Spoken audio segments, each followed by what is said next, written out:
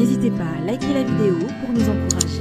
Et si vous êtes nouveau sur la chaîne, abonnez-vous et activez la cloche de notification pour ne manquer aucune de nos prochaines vidéos. France 2 a diffusé un nouveau numéro de complément d'enquête qui s'intéressait au business des influenceurs dans la réalité. À cette occasion de découvrir la véritable identité de Mia Jessamine.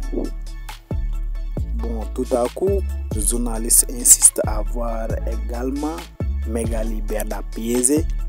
Cette séquence de l'émission complément d'enquête sur France 2 qui l'a agacé. Du coup, Mia Jessamine veut faire justice et porte plainte contre le journaliste. Voici sa réaction. J'espère que vous allez bien. Moi, je suis encore très choquée de ce que j'ai vu hier, de ce que j'ai découvert, puisque j'ai découvert en même temps que vous, même si c'était moi qui étais dedans, j'ai découvert.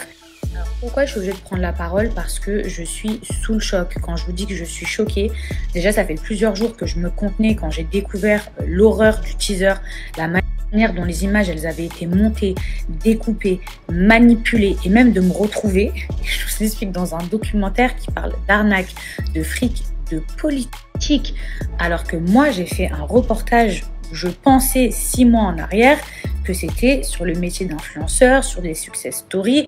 Par contre, que les choses elles soient claires, je ne suis pas en train de vous dire que tout ce que vous avez vu dans ce reportage est faux. Moi je parle seulement en mon nom, mais tellement mon image elle a été manipulée que oui, je doute de la vérité de tout ce qui a pu être dit dans ce reportage, mais ça à la limite ce sera aux personnes concernées de prendre la parole si elles ont envie de le faire. Moi je parle vraiment en mon nom. Alors, premier point, déjà, ça s'est passé au mois de mars. Il faut savoir que quand on m'a approché, on ne m'a pas dit pour quelle émission c'était. Donc ça, je tiens à le préciser parce que c'est très important. On me dit, voilà, c'est une toute nouvelle émission. Écoutez bien, c'est une toute nouvelle émission. C'est la première fois qu'on fait ça. C'est sur les influenceurs. On a envie de vous suivre. Est-ce que vous serez d'accord pour ouvrir vos portes? Moi, je dis, bah oui, pourquoi pas, avec grand plaisir. La bête naïve que je suis. Premier point négatif. D'ailleurs, le tournage a failli être annulé suite à ça, puisque j'étais pas tellement d'accord avec eux et leur manière de faire. Et c'est là où vous allez comprendre que, en fait, eux, ils avaient une directive très précise et qu'il y a une manipulation derrière. Par téléphone, ils me disent, vous savez, nous, on va venir à Dubaï. Et à Dubaï, on veut vraiment du Dubaï. Hein. Moi, je suis au téléphone et puis je dis, c'est-à-dire, vous voulez du Dubaï? Bah oui, il y a du Dubaï, vous savez. Je dis, bah, c'est-à-dire, je sais, non, expliquez-moi. Bah, on veut du waouh, on veut en mettre plein la vue, les strass, les paillettes. Donc déjà, ils avaient énormément de préjugés sur Dubaï. Et là, carrément, le journaliste au téléphone, il me dit, oui, est-ce que vous pensez que c'est possible de louer un yacht pour nous recevoir? Je dis, pardon, je vais louer un yacht pour vous recevoir? Est-ce que vous vous rendez compte? Ils voulaient que je loue un yacht pour les recevoir. Genre pour faire genre limite que c'était mon bateau. Je sais pas, vous faites soi-disant un reportage où vous êtes censé montrer la réalité, je vais pas m'inventer une vie en louant un bateau.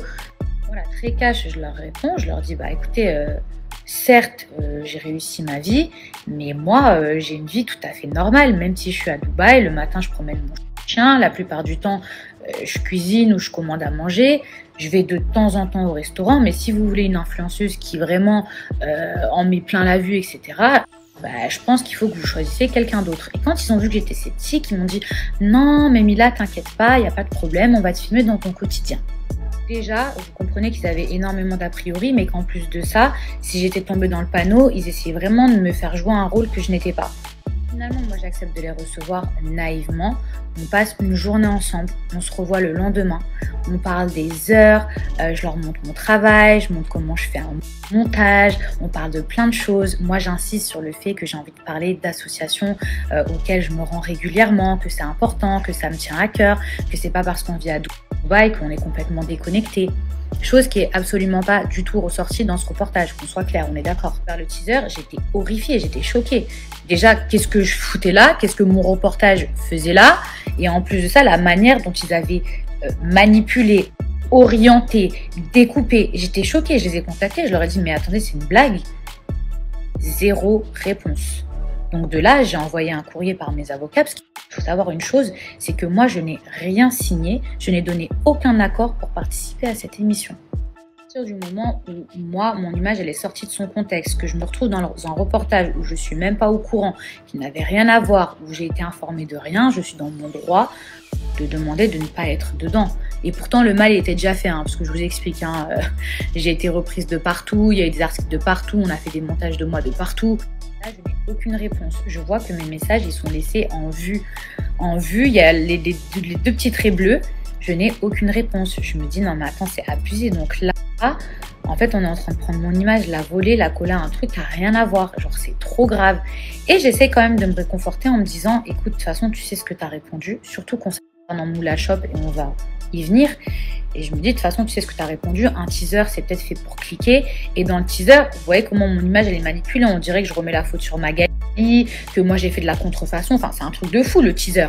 Et je me dis, peut-être que c'est juste pour cliquer. Donc, avant de prendre la parole, attends de regarder ce reportage. Le fait que j'étais hyper déçue de la tournure du teaser, je me suis dit, je vais quand même attendre de voir tout ce qu'ils mettent avant de réagir. Rien n'a été rajouté. J'explique concernant Moula Shop, puisqu'il faut vraiment que les choses elles soient claires. Il me dit, Mila, est-ce que vous avez déjà posté pour de la contrefaçon? Ma réponse, elle est non. Je n'ai jamais posté pour de la contrefaçon. Mais c'est là où lui, il est malin. Quand il me dit, bah si vous avez posté pour de la contrefaçon, Moula Shop, et moi, je nie. Bah non, parce que pour moi, j'ai jamais posté pour de la contrefaçon. Vous voyez ce que je veux dire? Sans compter qu'à un moment donné, j'ai fait 3 placements par jour depuis 6 ans. Donc il y a des noms, je me rappelle pas.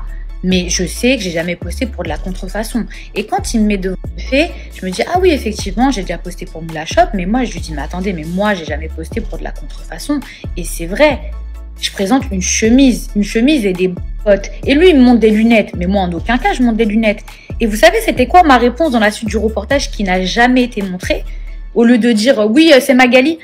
Vous savez que dans le teaser et dans le reportage, on croit que je suis en train de me dédouaner en mode je remets ça sur Magali, voyez avec elle. Alors que vous savez pas toutes les questions qui ont été posées entre temps, toutes les réponses que j'ai données. Il faut savoir que quand même la réponse que j'ai donnée, c'est...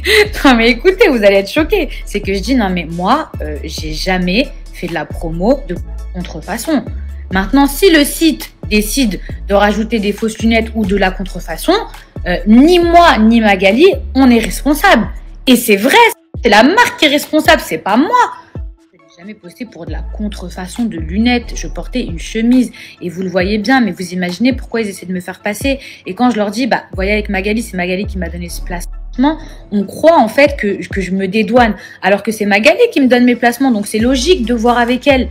Encore une fois, je le répète, si demain je poste pour une chemise ou un pull ou peu importe et que le site malheureusement décide ensuite de rajouter de la contrefaçon, je ne suis pas responsable. Donc c'est trop facile 3 mois après ou 1 mois après de venir avec des images en me disant oui bah sur le site il y a de la contrefaçon. Ouais d'accord, ok je le savais pas premièrement, mais moi j'en ai jamais fait la promo. En 6 ans j'ai fait énormément de placements de produits. Et croyez-moi que si j'avais eu quelque chose à me reprocher, ces gens-là, passent leur temps à enquêter. Vous croyez qu'ils ne m'auraient pas sorti quelque chose? Ils avaient rien contre moi. Ils m'ont sorti un truc où moi-même, je ne suis même pas responsable si le site derrière rajoute de la contrefaçon. Mais vous imaginez, tellement ils avaient rien, tellement ils avaient envie, tellement ils en voulaient aux influenceurs. Ça pour vous dire que j'ai été écœurée, que j'ai été choquée. La manière dont ils ont utilisé mon image, que ce soit dans le teaser, que ce soit dans le reportage, ce pourquoi ils ont essayé de me faire passer, tout ce qu'ils ont coupé alors qu'on avait parlé de tellement de belles choses, d'associations, qu'il y a mes copines qui ont intervenu, qui ont dit des choses hyper positives et c'est ça que vous aviez envie de retenir de moi, mais vous n'avez pas honte de ma présentation. Est-ce qu'on peut parler de la présentation qu'ils m'ont faite, s'il vous plaît? Avant même que je prenne la parole, dans ce reportage, ils avaient déjà dressé un portrait pour me nuire. Je suis pas en train de vous dire que mon passé, je l'assume pas. Mais aujourd'hui, j'ai évolué. C'est honteux de mettre des photos de moi il y a 10 ans en arrière en string, alors qu'on aurait pu mettre une photo de moi dans ma première émission, par exemple. Sur un reportage, c'est sans rapport. Si ça, c'est pas pour me nuire, et heureusement que mon entourage ou heureusement que mon mari connaît mon passé, parce que là, sinon, ça aurait été vraiment pump it up. Vraiment, j'ai trouvé ça écœurant. Ce reportage, ce qu'ils m'ont fait, j'ai trouvé ça écœurant. Et croyez-moi, je compte pas en rester là. Parce que c'est pas normal de faire passer une personne pour je ne sais pas quoi, me mettre dans un truc d'arnaque, de trucs, alors que j'ai rien à me reprocher. Et en plus, montrer une image, une facette de moi, vraiment, vous êtes écœurant. Là, je vais aller me changer. C'est bon, on va passer à autre chose.